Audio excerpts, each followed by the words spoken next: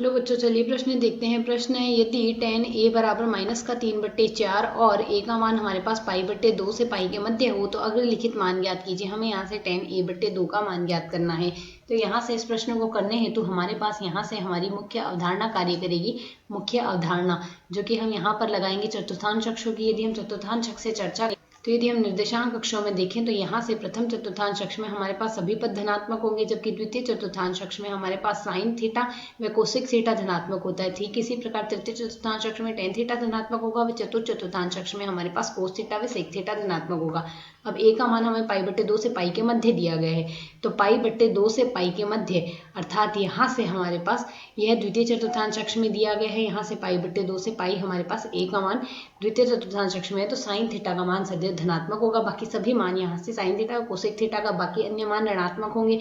अब यदि हम यहाँ से देखें तो tan थीटा बराबर हमारे पास लिखा जाता है लंब बटे आधार। तो लंब बटे आधार यदि हमारे पास होता है और इसका मान -3/4 दिया गया है। माइनस तो हमें यहाँ से चतुर्थांश अक्षों के कारण दिया गया है, तो यदि हम यहाँ से तुलना करें तो लंब बराबर 3 आएगा और आधार बराबर हमारे पास यहाँ से 4 है। तो यदि हम यहाँ से कर्ण निकालना चाहें तो कर्ण बराबर लिखा जाएगा हमारे पास वर्गमूल लंब का वर्ग प्लस आधार का वर्ग अर्थात 3 का वर्ग प्लस 4 का वर्ग का वर्गमूल आएगा। 25 का वर्गमूल आएगा हमारे पास 5, तो कर्ण का मान आ गया 5। अब यदि हम यहाँ से कोस a निकालना चाहें तो कोस a बराबर हम यहाँ से लिख सकते हैं कोस a बराबर होता है आधार बट्टे कर्ण। तो आधार बट्टे कर्ण के आधार पर यदि हम यहाँ से देखें तो आधार का मान आएगा हमारे पास 4 व कर्ण आ रहा है 5। द्वितीय चतुर्थांश अक्ष में कोस थीटा ऋणात्मक होगा, तो यह हमने माइनस यहाँ लगा देना है। अब यदि कोस 2 थीटा का सूत्र देखें, कोस 2 थीटा बराबर लिखा जाता है 2 कोस स्क्वायर थीटा -1। ठीक इसी प्रकार एक सूत्र और होता है जो कि होता है 1 - 2 साइन स्क्वायर थीटा। तो यदि हम यहाँ से थीटा के स्थान पर a/2 लिख दे तो कोस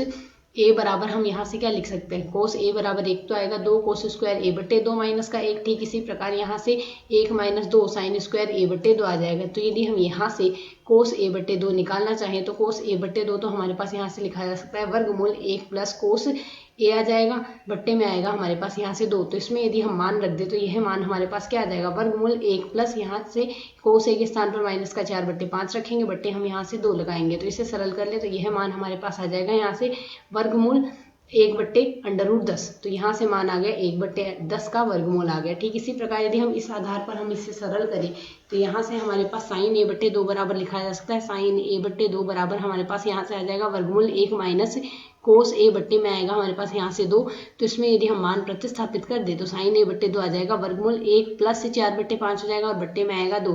तो यहाँ से आ जाएगा हमारे पास वर्गमूल 9 बट्टे यहाँ से आ जाएगा 10। वर्गमूल 9/10 आ गया।